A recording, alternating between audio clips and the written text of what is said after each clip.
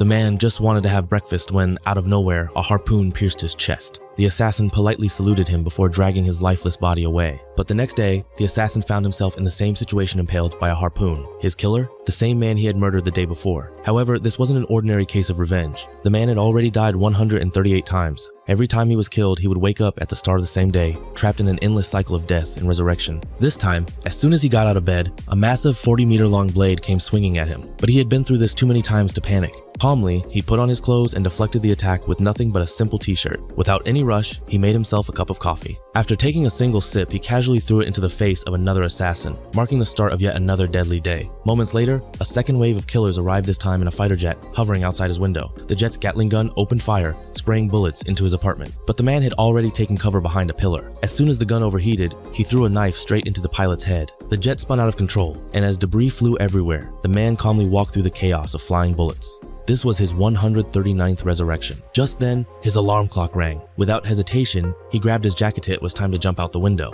As a helicopter exploded behind him, he landed perfectly into a garbage truck. Of course, in his past 22 attempts, he had missed the truck every time. Once, he had even been crushed flat by it. But even when he landed safely, there were always more assassins waiting. There were the twin sisters who had killed him 17 times, the bomb expert who had blown him up twice, and even his so-called long-lost brother who had murdered him 3 times. Sometimes, he managed to fight back, but the result was always the same. One assassin, in particular, was impossible to beat Blade Girl. She was so fast that before he even saw her move, his head was already rolling on the floor. No matter what he tried, he could never survive past 12:47 p.m. So instead of fighting, he decided to do something different, spend time with his son. They had the best time ever at an arcade. But as they left, the man noticed something strange. The clock showed 12:50 p.m. He had lived 3 minutes longer than before. That's when it hit him. He was being tracked. The only reason he survived longer was because the arcade's basement had no signal. Just as he realized this, the assassins appeared. As expected, he was filled with bullets once again. On his 46th resurrection, he went straight to an old friend and learned an important detail. The best place to implant a tracking device was inside a tooth.